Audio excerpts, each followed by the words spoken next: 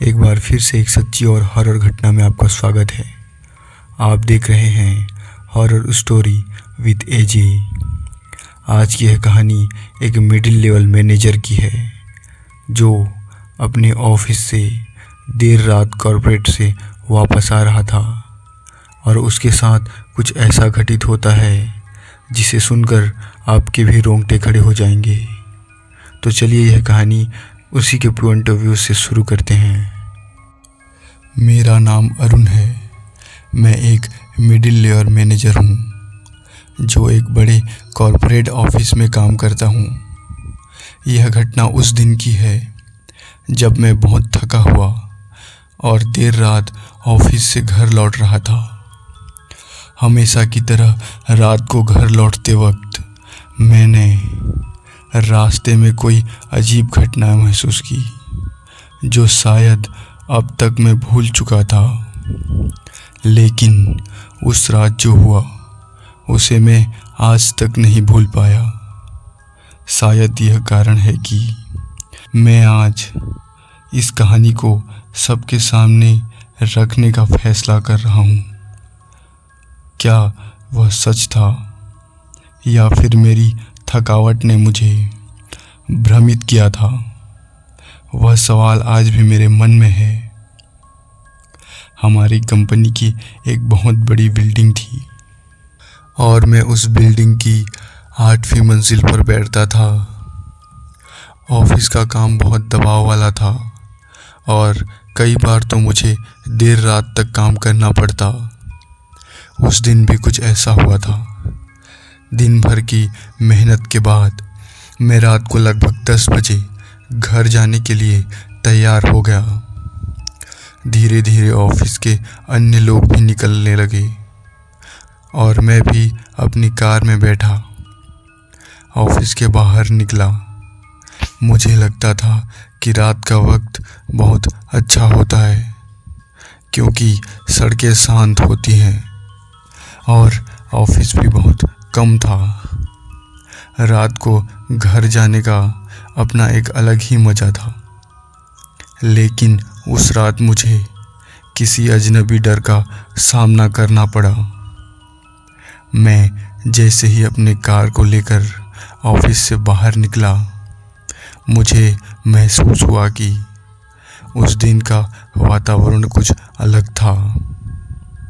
आसमान में हल्की सी धुंध थी और हवाएं भी धीमी थी।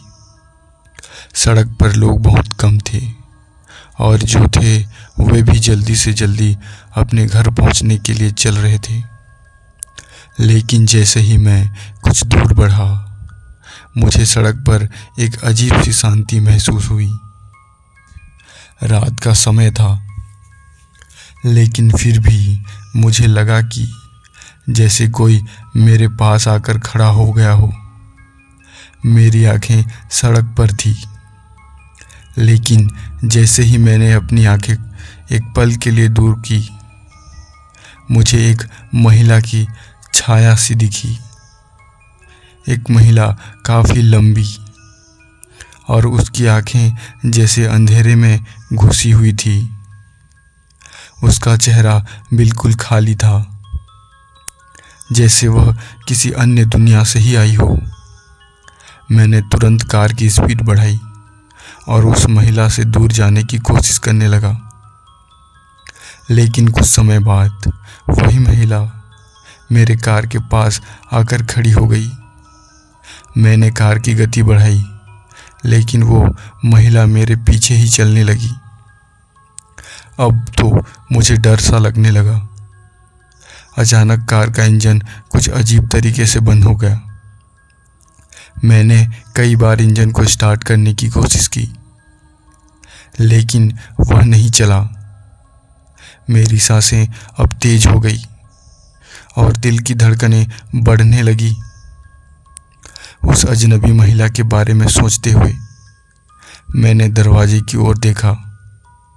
वह महिला अब भी मेरे पास खड़ी थी और एक अजीब सी मुस्कान के साथ मुझे घूर रही थी। उसकी आंखें बिल्कुल काली और उसकी सफ़ेद साड़ी हवा में लहराने लगी थी। वह धीरे धीरे मेरी तरफ बढ़ने लगी। मैं घबराया हुआ था, लेकिन फिर भी मैंने कार की खिड़की चढ़ा दी। उसने मुझे आवाज़ दी, तुम कहाँ जा रहे हो? मेरे मुंह से कोई शब्द नहीं निकला, लेकिन मैं हिम्मत जुटाया और कहा, कौन? उसने जवाब दिया, तुम मुझे नहीं जानते हो, लेकिन मैं तुम्हारे साथ हमेशा रहूंगी। उसकी आवाज़ धीमी और गहरी थी, जैसे वह किसी अजनबी दुनिया से आई हो। मैंने डरते हुए एक आखिरी बार इंजन को स्टार्ट किया और कार तेजी से चलाया। फिर मैंने देखा वह महिला अब अचानक गायब हो गई थी।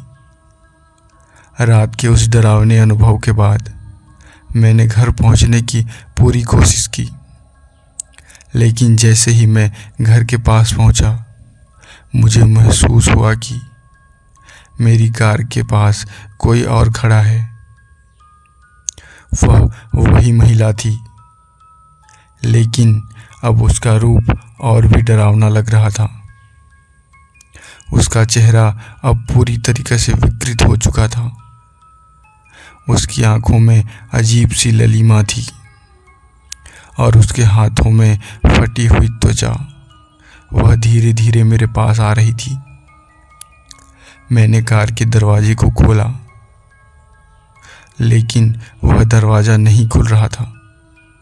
मेरी पूरी बॉडी कांपने लगी थी और मुझे समझ में नहीं आ रहा था कि वह करना क्या चाहती है। तभी उसने धीरे से कहा, तुम नहीं बच सकते, मैं तुम्हारे साथ हमेशा रहूंगी। मेरे दिल की धड़कन इतनी तेज हो चुकी थी कि मुझे लगा कि वह बाहर से सुन्न हो सकती है। फिर अचानक मैंने अपनी आंखें बंद की और एक गहरी सांसें ली। जब मैंने आंखें खोली तो वह महिला गायब हो चुकी थी। मेरी आंखों के सामने सब कुछ सामान्य था। कार का दरवाज़ा खुला और मैं बिना किसी डर के बाहर आ गया। उस रात के बाद मुझे घर के अंदर कुछ अजीब सा महसूस होने लगा। एक अजीब सी खामोशी और अकेलापन मुझे हमेशा घेरने लगा। मैं अपने कमरे में सोते वक्त हमेशा महसूस करता कि कोई मुझे घूर रहा है। रात के अंधेरे में मुझे वही महिला बार बार नजर आती थी। उसकी आवाज़ और उसकी आंखें अब मेरी मानसिक स्थिति को प्रभाव करने लगी थी।